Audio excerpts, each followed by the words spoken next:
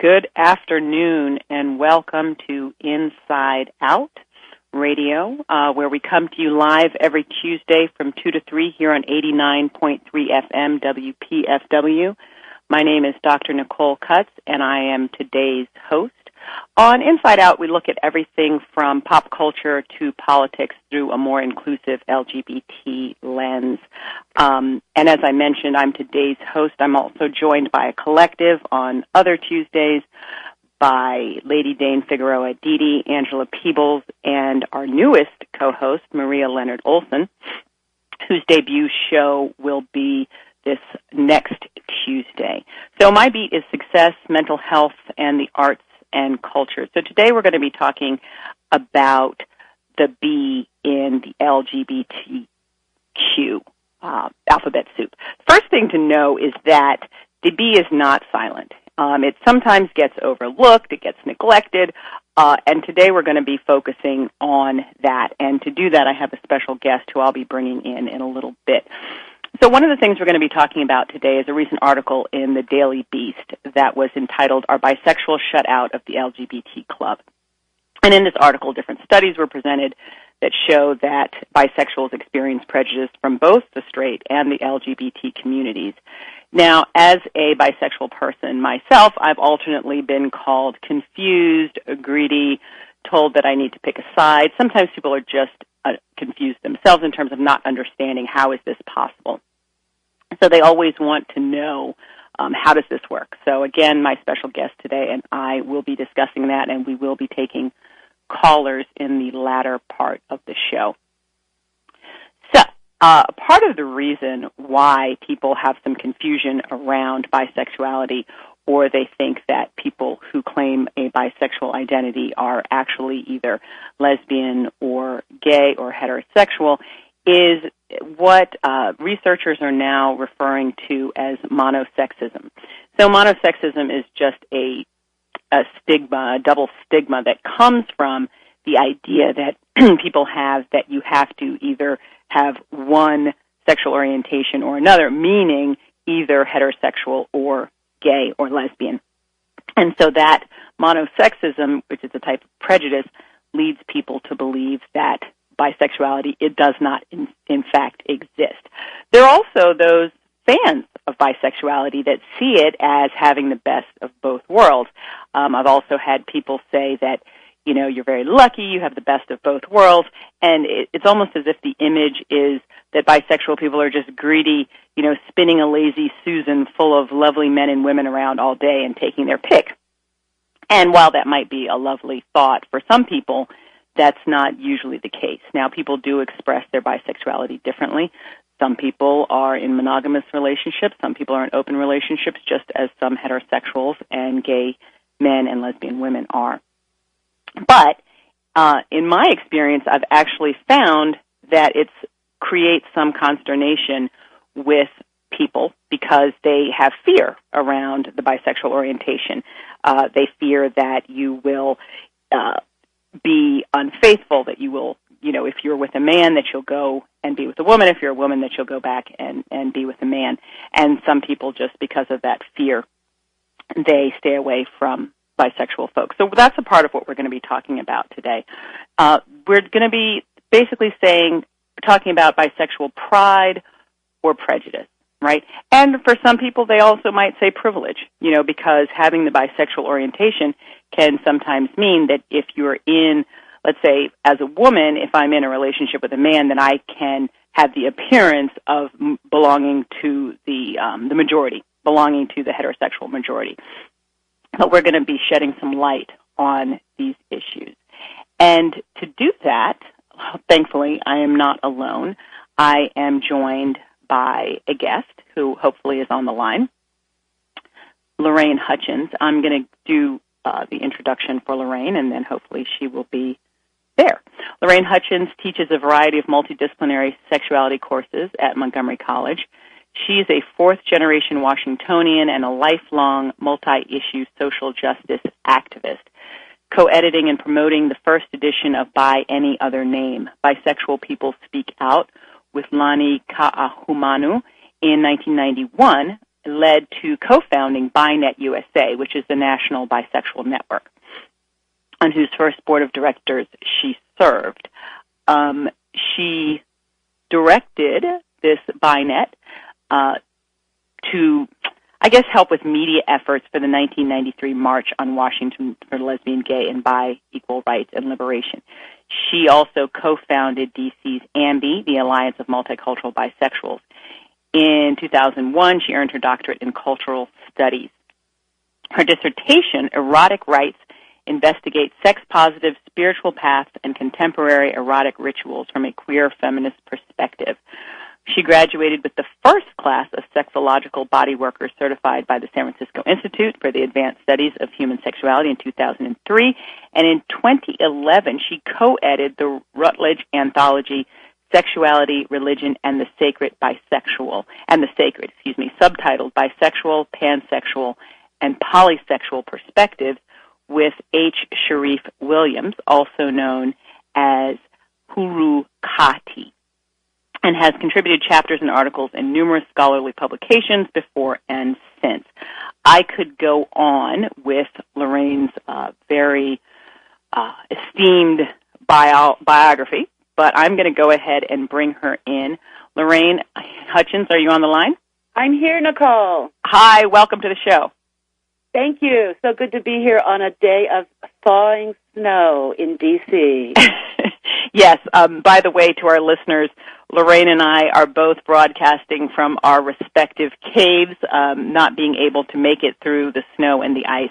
So you'll have to bear with us as we are in separate places from our engineers. But we're going to make it through because that's what we do. Right, Loraine? Right. Right. So I want to, obviously, you're the bisexual expert, or at least one of, right? And I want to just ask you some questions. I also want to, after some initial questions, talk about that article in the Daily Beast and get some of your reactions to that. But for our listeners who maybe are confused or don't understand what bisexuality is, which is hard to imagine that some people don't at this day and age, but it's possible. So how do you define bisexuality? How can you help people to understand what it is? I define bisexuality from a narrow to a wide definition, like a big umbrella, a big tent. Mm-hmm. It includes a lot of people, all the way from people who behave in terms of loving more than one gender and experiencing that or fantasizing even about it, to people who identify with the label bisexual or other labels like pansexual or polysexual or fluid. And that's a much smaller group. But if you look at all the ways we're studying bisexuality these days, there's many, many, many people. In fact, I would say it's a very common, ordinary human experience. It's just that it's scary to identify that way because of all the abuse and misunderstanding we get. Right, right. And also for our listeners, can you define pansexual and polysexual, because those might be new terms for people? Well, they're variations. Poly, means more than one. Mm-hmm. Our definition of bisexual that we work with as activists is loving more than one gender. Mm-hmm.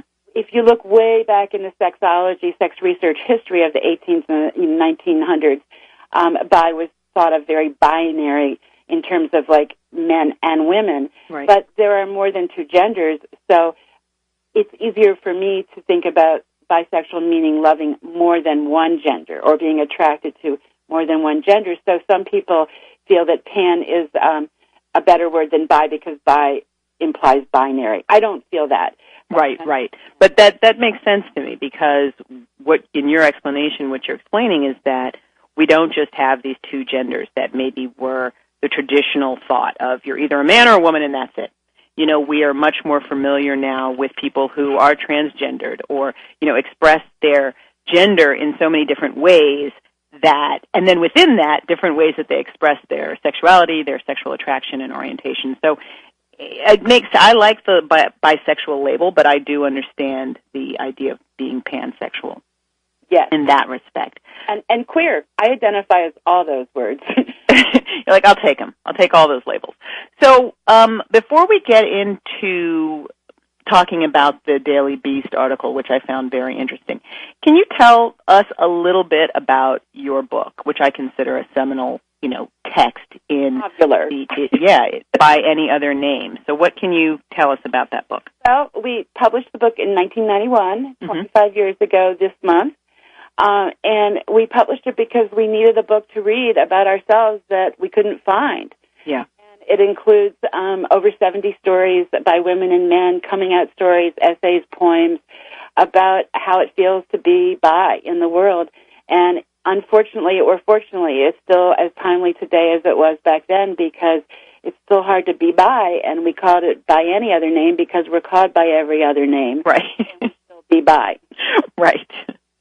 I wish that I had my hands on your book when I was teaching gay and lesbian studies at University of Maryland in Baltimore, because when I wanted to do a unit or a class on bisexuality, I was, in all of the psychological literature and sociological literature, and I was still finding that models of sexual orientation development or sexuality, rather than ending in some sort of assumption of the bisexual identity comfortably, several I looked at ended in continued confusion, or something that was negative that really just continued to imply that bisexuality wasn't a real sexual orientation. I'm sad to tell you, it is still that way in academia. I teach LGBT studies today. It is still that way. Okay, so you just like, well, let me just go to my book. This is why I wrote it. and other books. There have been a lot of books inspired by our book and by the world since then. Right. And how many printings or how many editions of By Any Other Name are we up to now? Well, we basically had the one that came out in 91, and it was reprinted a few times with no changes, except for there was a Chinese translation okay. years ago. And we just released it again this year with the 25th anniversary updated introduction, looking back at the last 25 years of history. And the important thing also about this new edition is it's digital. It's available to download as well as print. Oh, great. And how can people get that? Well, Amazon definitely, okay. But by any other publishing way. Okay. So if folks just look up By Any Other Name, subtitle Bisexual People Speak Out, they should be able to find it in a downloadable edition as well. Mm-hmm. Okay, so I want to talk about this Daily Beast article. It's interesting that so much has changed in terms of our culture, in terms of attitudes towards gay and lesbian folks, and with marriage equality becoming, the norm these days, that there are a couple of studies that were discussed in this Daily Beast article, and it was entitled "Are Bisexual Shut Out of the LGBT Club?" And they looked at a couple of studies in terms of how bi people feel in the LGBT community. So I'm just going to read a couple of excerpts from that for discussion, and again, inviting folks to call in a few minutes to share their opinions as well. But they shared two studies that were published in the December 2015 issue of the Journal of Bisexuality that confirmed what a lot of bi people were saying for some time. They were talking about the discrimination that they face both within the LGBT community and outside of it. And I just want to point out one study by psychologist Tangela Roberts and two professors at the University of Massachusetts, where they surveyed 745 bisexual people about their experiences of discrimination in various social contexts. And they found that the biphobia their respondents experienced from gay men and lesbians was not equal to, but still disturbingly comparable to what they experienced from straight people. So while they experienced slightly more discrimination from the heterosexual community or majority, that the difference was pretty small in terms of their experience of that discrimination as well as in the LGBT community. So what's your experience with that, Loraine, and what do you think accounts for that biphobia or prejudice? Unfortunately, my experience is that it's very true. Mm-hmm. That I get a lot of misunderstanding and judgments that are unfair put on me simply because I love more than one gender. Mm-hmm.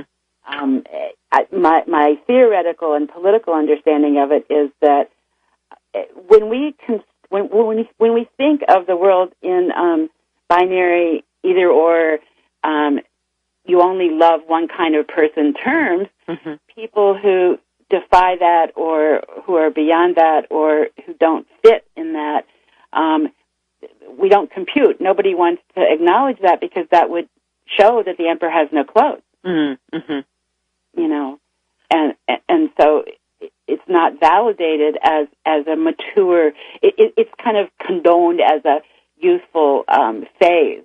Yeah, I'm 68. Are you sure it's not just a phase, Loraine?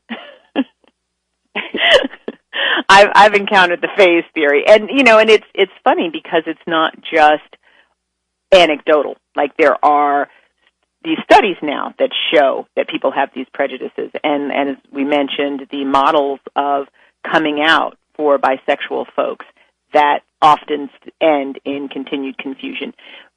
From the stories that you collected for By Any Other Name and from your experience, and for our listeners, what have you found might be different or the same, but I'm looking a little bit more at the difference here, between bisexual coming out process and coming out for lesbian women or gay men? Well, bisexuals have to come out of more than one closet. We have to come out, from the straight closet and from the gay closet, and we have to come out over and over again, just like everybody who comes out does. Also, I want to mention that there are a lot of trans people who identify as bi, but because trans is a gender identity more and not a sexual orientation, and because trans issues are so important to fight for, a lot of times the bi identity of the trans person is eclipsed.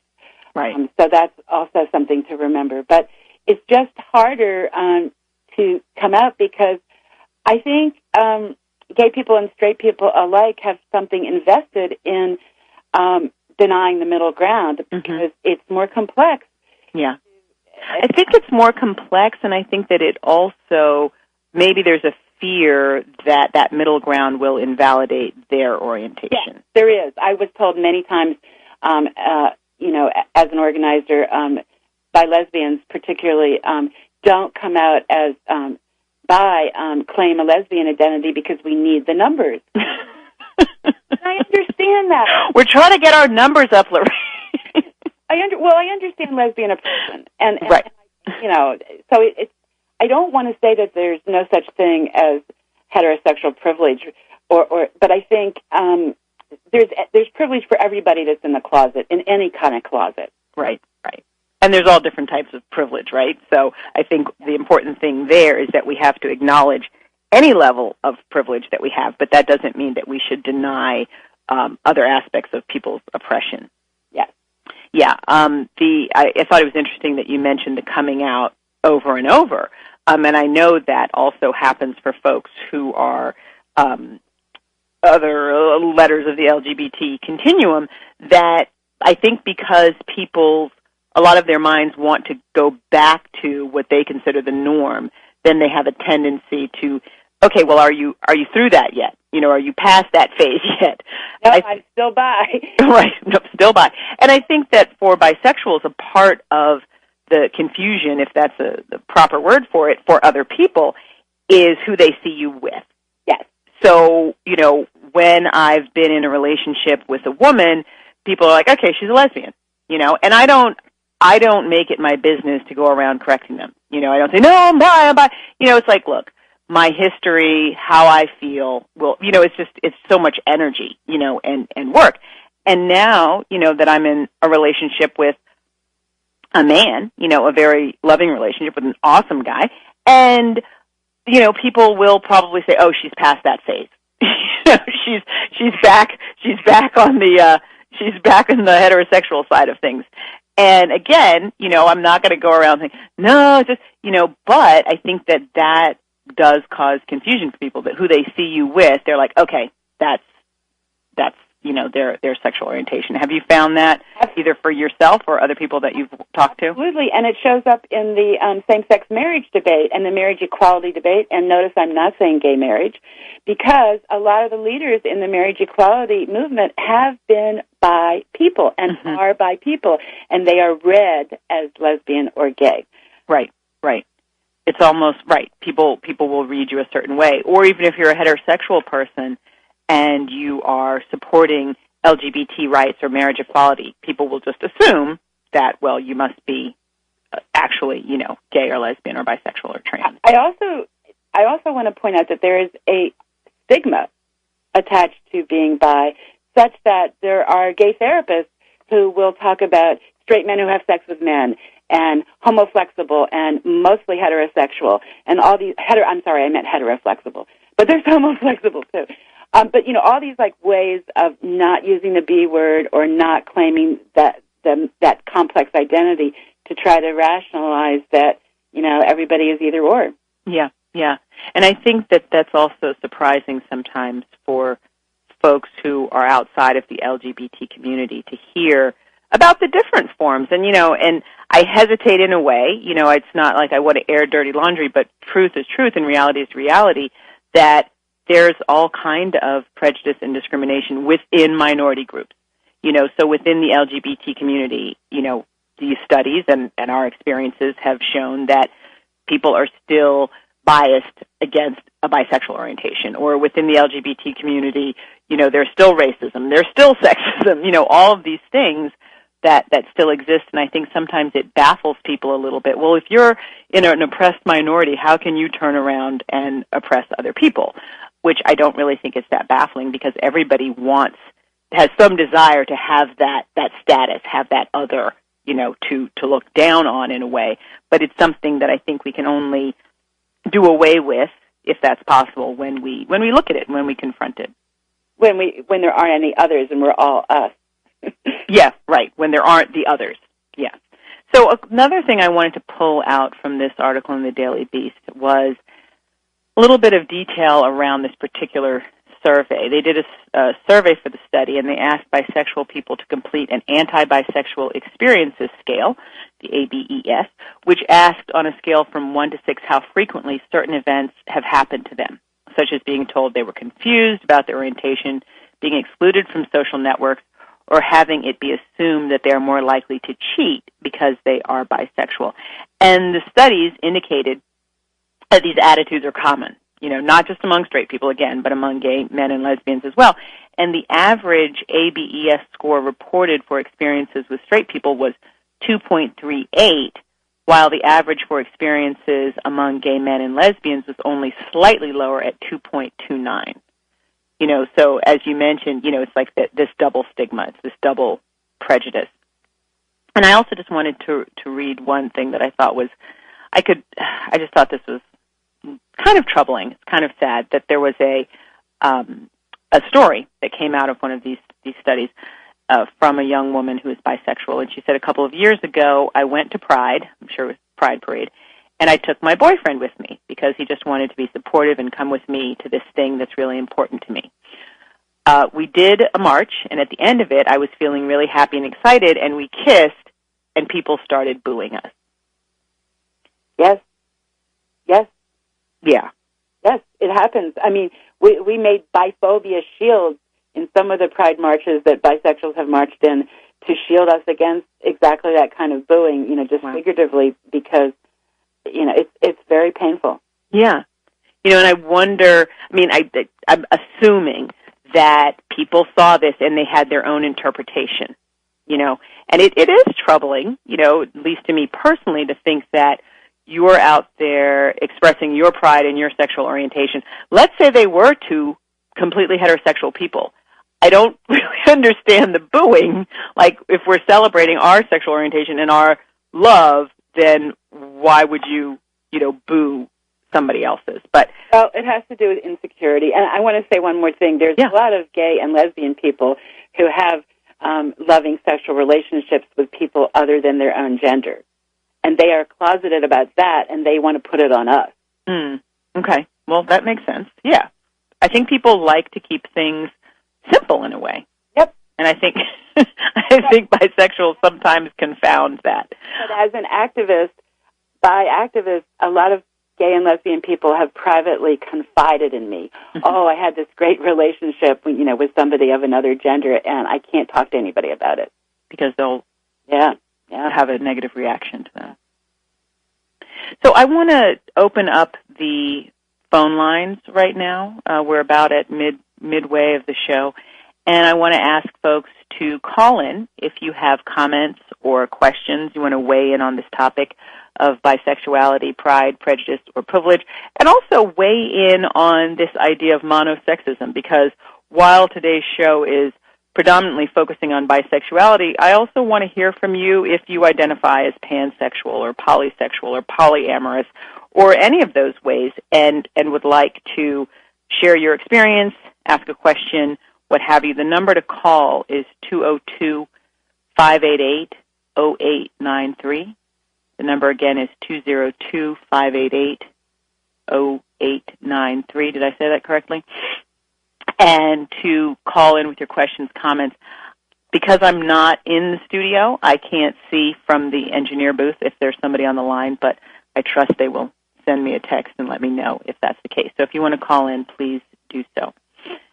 So let's go back to, I'm talking to Loraine Hutchins, who is a bisexual activist and author of By Any Other Name, Bisexual People Speak Out. So, Loraine, I want you to, I know that and when Sheila Alexander Reed was on the show, our esteemed creator and producer, and myself, we used to have these arguments all the time about how much progress we had made or how much progress we had not made in the LGBT community. Mm-hmm. And I thought that it was interesting that you said, that you found that not that much has changed in terms of attitudes towards bisexuality over, I would guess, the past couple of decades or so. What changes have you seen as an activist? What positive changes have you seen around people's perceptions? There has been a lot of positive change. Let me say that. I'm sorry, say it again? There has been a lot of positive change. Mm-hmm. So I don't want to be too negative. I want to say that with the Obama administration in Washington, D.C., we have been able to have not one but two formal meetings at the White House with federal officials about bisexual-related policy issues on a federal level. Mm-hmm. The first one was informal, and the second one this past September was more focused on specific policy areas and departments. And, we're just beginning to be able to articulate those levels to people who make policy, and there's a long, long, long way to go. And it felt good to be able to be in the executive office building being taken seriously, and to know that, this administration is taking that seriously and is able to say the B word without mumbling. Right. That's great. Thank you. I'm going to get back to you, and I want to we have a caller on the line, so I'm not sure who that is, but caller, are you there? I am here. Hi. May I ask who you are, where you're calling from? Hi, I'm calling from D.C. My name is Marty. I didn't hear anyone ask or say you're on the air, so I missed that part. Oh, that's okay. I think I just brought you on. Thanks for calling in. At the risk of sounding disingenuous, I want to get clarity on how you validate not you, but the the community, your community. Mm-hmm. I want to get clarity on how you validate your position, and this is only my opinion. Mm-hmm. Here's where I'm not clear. That I sincerely think that your movement is simply about choice. Mm-hmm. If I'm wrong, I'm wrong. But I can't find anywhere else in our world where two living beings, be it a male tiger and a female tiger, two male tigers, two male birds, mm-hmm.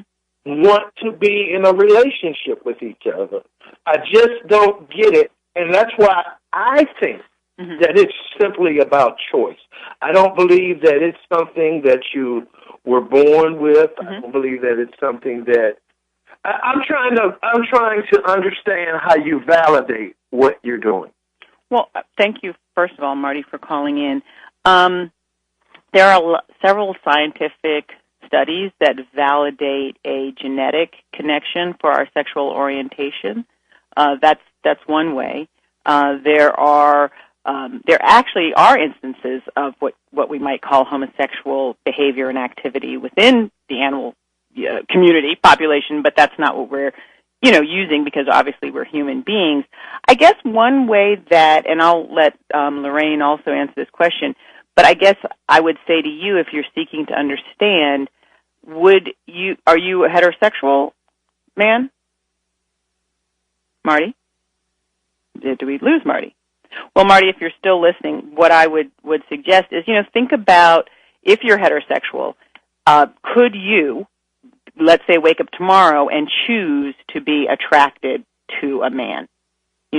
If our sexual orientation is really just a choice, then I'd want you to look inside and say, could you just, choose to be not just attracted to sexually, but in love and all of that with a man? And that might help to bring some clarity. Loraine, did you want to make a comment for our caller? Yes, the choice argument is really hard because I think it lies a lot in religious beliefs, and there's an implied judgment that, it's often equated with sins and ways of being sick or not healthy. It's not usually talked about in terms of choice of religion. It's talked about in terms of moral choices. And, it's as if we should refrain from choosing if we have the power to choose. Yeah, that's true. It's often looked at as negatively, and the choice argument is, well, instead of choosing this immoral or aberrant, even if people aren't coming from a religious perspective, aberrant way, why don't you just choose this way? And I think that if, Marty and callers who also are seeking to understand, think about it, if they listen to people who are gay, lesbian, bisexual, transgendered, that these people, if they could choose, many of them, if they could choose, they might have chosen a different path, because why would anybody choose an orientation that can bring such prejudice against you, sometimes actual danger?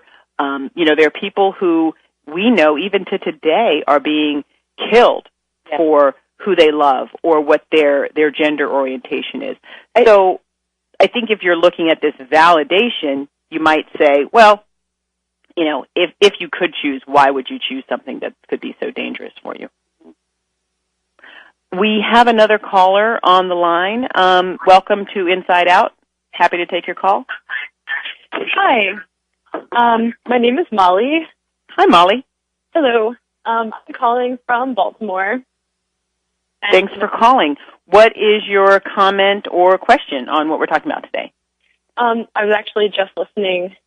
And anyway, this is kind of actually hard for me to talk about in the public space because it's, not widely accepted, but I identify as pansexual and polyamorous. Great. Great. Great. Welcome to the show. You're exactly who we want to hear from. Yeah, I heard you mention it, and I was like, all right, well, present time. Yeah. So no. You identify as pansexual and polyamorous. So before you got on the line, we were talking, Loraine Hutchins is also on the call, and we were talking about what that means. So can you just tell us your own personal definition of what that means for you? Sure. Well, pansexual, I've seen a few different kind of interpretations on the internet, and for me, it's largely spiritual. Say more. Okay. Well, my goal, I guess, is to love everyone, and I guess since I was 14, I thought, why does gender have to do with who I fall in love with, which would make a lot of people think I was bisexual, I guess. But for me, it's that I fall in love with the person and the soul, and I believe very much in reincarnation, and, whatever body we have in this lifetime is beautiful, and I'll recognize that person and love them. Yeah. If they're, a soulmate or soul friend or family. Right. So, anyway, I see the body as a temporary vessel anyway. We're here to enjoy it and honor it. And that's always kind of been my philosophy about it. So I found myself both attracted to men and women. Kind of not equally necessarily, but I can't really keep track of it. Cause it's right. Really and probably don't have a need to either, right? Yeah, like why would I keep track of it? It's love. So right. That's pansexual for me. And I think some other people see it as kind of loose and promiscuous. Like there's no barriers for me, loving someone with my body or not. But I think it's really different for everyone if you choose to identify that way. As far as being poly, I think that's kind of part of being pansexual. Because also I believe, love begets more love. So when my heart opens to one person, often it opens to other people too. And it doesn't diminish the love from anyone. I read, a great book on it, The Ethical Slut. You're probably aware of it. No, I'm sorry. Say that title again. The Ethical Slut. The Ethical Slut. Okay. Thank you. I wish I could remember the authors. There's been a revised edition out. There was one written earlier, 80s or 90s. Okay. But anyway, they do a great job of explaining their versions of polyamory and what it means. And I only came across that book about a year and a half ago. So I kind of lived my whole life thinking I was kind of wired the wrong way. Like, even though I have a positive spiritual context for how I love now, I always kind of thought like I'm supposed to be with just one person. So pretty much everyone everywhere tells me that. Right. Can I say something? Yes, certainly. Loraine, go ahead. Molly, thank you. My new sexuality education textbook for college level uses polyamory in a positive way when talking about families and relationships. I am glad to report. And I also want to say, when I was listening to you, it reminded me of something somebody said to me a long time ago, which is, it's not the plumbing, it's the electricity. Actually, I had kind of a hard time hearing you. I got kind of the last part about the humming and the electricity. It's not the plumbing, it's the electricity. Oh, totally. Yeah. Yeah, and I like, Molly, that you mentioned the spirituality, and I was thinking that Loraine might also have a comment, seeing as the Rutledge anthology is entitled Sexuality, Religion, and the Sacred, Bisexual, Pansexual, and Polysexual Perspectives. Loraine, when you all titled that anthology that, and you looked at the sacred, what were you all connecting with or referring to in that? Just that a lot of religion also can't handle bisexuality, a lot of mainstream religions. And yet, to me, loving bisexually is totally spiritual and as well as physical. And I want that to come out more in interfaith and religious dialogue because it's missing. Great. Thank you. Molly, did you have another comment before we take another call? Let's see. I guess I appreciate a lot of the dialogue that's been on the show, and because also as being pansexual, people think I'm bisexual, or people think I'm gay or lesbian or whatever. And, being seen out with a different partner on different days of the week can also, get a lot of slut-shaming coming my way. Yeah. So that's kind of a different perspective. There's not a lot of people who really identify as poly or are open about it. But so anyway, I just really appreciate that perspective from this show. And I guess that's all. Okay, well, we really appreciate you calling in and sharing your experience with us. Thank you. Okay. We have another caller on the line, I believe. Welcome to Inside Out. Hi. Hi. Hi, Nicole. I have a question for you. Yes. So, I am a former clergyman, and I have. I have a question because this is more than once. I've been approached by men specifically, and some women struggling with this idea of their faith and actually being condemned by it, which I think is such an antiquated notion, which is actually one of the reasons why I left. But my specific question is, if I have there's somebody very close to me in my life that is living just an incredibly double life. The way he deals with it is so unhealthy. He deals with it basically through drugs and alcohol to get through the pain instead of running the risk. And this is a guy in his 50s. Instead of running the risk of openly saying, "This is who I am. I'm a gay man."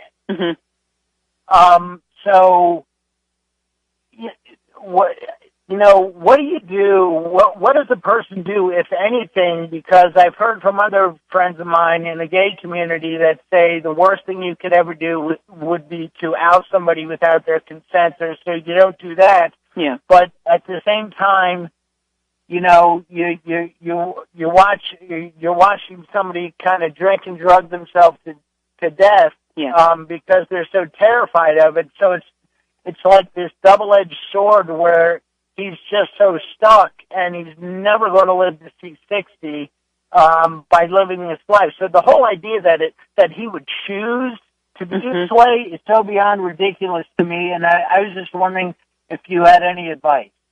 Yeah, thank you for calling. Unfortunately, the story that you just shared is not that uncommon, even in today's age. A lot of people think, when they know somebody who's still in the closet. I've heard this from friends who said, well, I don't understand what's the big deal. We don't have the same prejudices that we used to. There still exists that stigma, and for some people it's within themselves, it's their culture, it's all of those things that make it more difficult for them. My advice to you, and I'm going to ask Loraine to also just weigh in with her thoughts, but my advice, if anything, would be that you just have to tell the person honestly what you feel, and what you said with us is that this is what I see happening. If you were happy, I don't think you would be trying to kill yourself with drink and drug. That's probably just compounding the problem.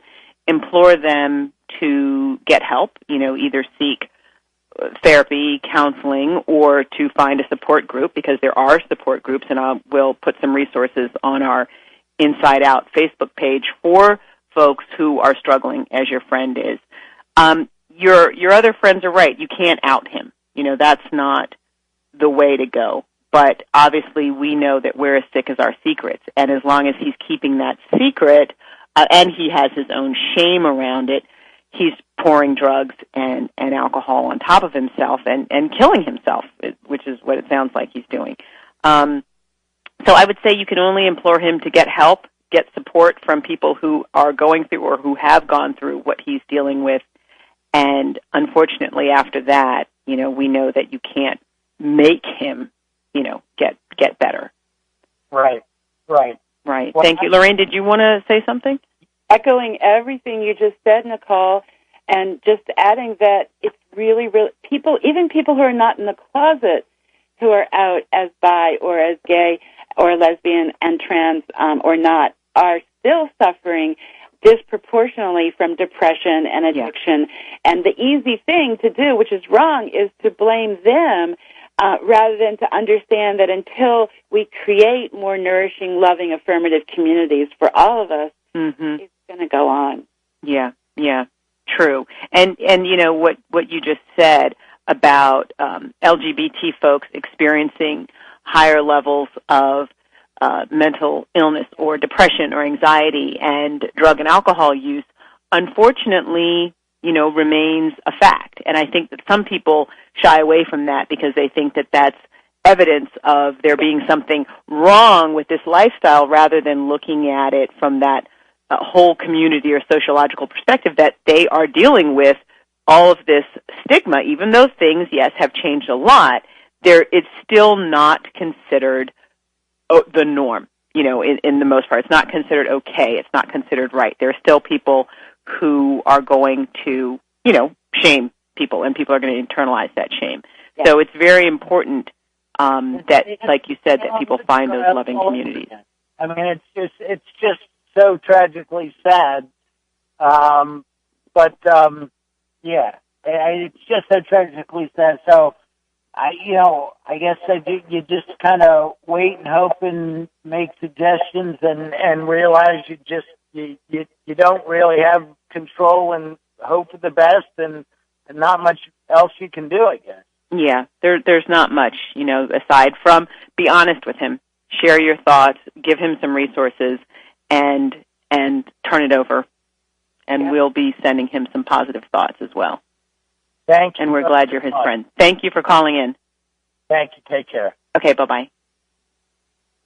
And do we have another caller on the line? Hello? I got a message from the engineering booth that we had a caller on the line. Caller, are you there? Yes, I am here. My name is Tyrone. Hi, Tyrone. How are you? Fine, from Washington, D.C. It's good to hear from you. Good you have this program today. I am gay. Yes. I do identify as a gay male. Mm-hmm. And I would say to the caller that just called in a while ago, the caller you have on the air after me, mm-hmm. What the problem is here, his friend has not learned to accept himself as who he is. Yes. You have to know what you are, who you are, or else everything else will confuse you. Yes. You cannot allow other people to define you. Mm-hmm. Father God has already defined us, mm-hmm. and it is not up to people to define us.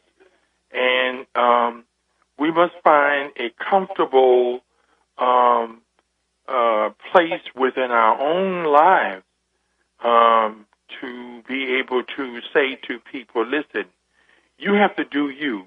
Yeah. Do who you are. I have to do who I am. Mm-hmm. And we should not allow other people's insecurities, inadequacies, ignorance, and fears to become ours. Yes. We must not own theirs. They must own their own fears and inadequacies and insecurities. And until he does that, he will continue to drown himself in alcohol and drugs, which is very destructive. So I would suggest he get to a clinical psychologist or psychiatrist who deals with this, who happens, it could be one that's gay. That might be even more helpful to help to gauge him, direct him in the direction of accepting who he is. Right. But first of all, he has to know what and who he is, or else, like I said, everything else will simply confuse him. Right. Thank you so much for your call, Tyrone. Thank you. Okay. Yes, thank you, Tyrone. I actually have to say I agree with pretty much everything the caller said. But, that's the struggle for whether it's around our sexual orientation or other issues. I mean, I think that's the struggle for a lot of human beings, is to fully accept who we are, whether we think it's who we're supposed to be or who our society or parents or whoever think we're supposed to be. But that accepting ourselves and loving ourselves is the key. But it's also a challenge. It also can be a challenge. What do you think about that, Loraine? That's why we need each other.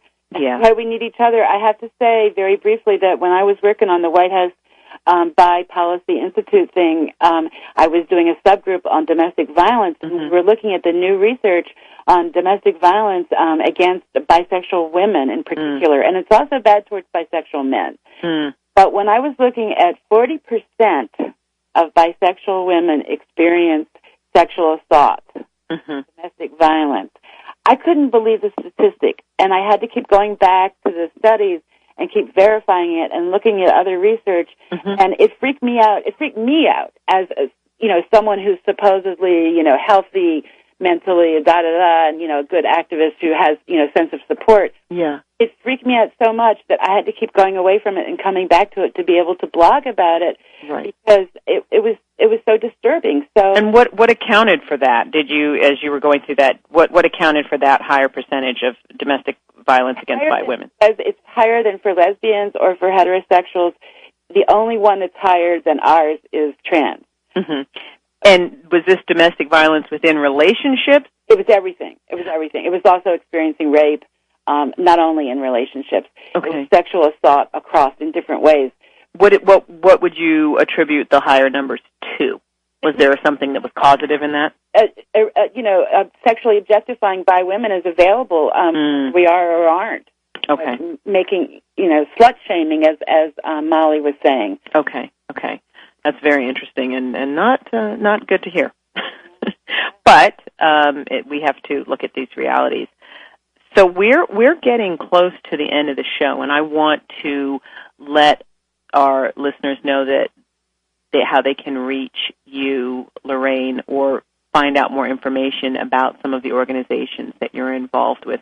Where can we send people to get information? Both on Facebook and on the web in general. BINET USA, BINET.org. Okay. BINET.org has a great website, and it's also on Facebook. And I have a website which I don't update enough, but if people want to learn about my work and my writing, it's LoraineHutchins.com, and that's Loraine with one R. Right. Loraine. LoraineHutchins.com and BINET.org. And I will post those on the Inside Out Radio Facebook page, those resources along with others that relate to the topic that we were discussing today. You have been listening to Inside Out Radio on WPFW. That's 89.3 in Washington, D.C. And Loraine, I really want to thank you so much for being on the show. Did you have any closing thoughts before we release folks back out there into the wild? Just that, no matter what they call us, we still be bi. Thank you very much. And hopefully you will tune in next week to Inside Out Radio here on 89.3 FM from 2 to 3 every Tuesday. So go out there, and the news is coming up next. I'm not sure who's going to be reading the news since I'm not in the studio. It might be Askia Muhammad. The news is up next, so stay tuned to 89.3. I'm your host, Dr. Nicole Cutts, and I'm a part of the Inside Out Collective. Thanks for listening.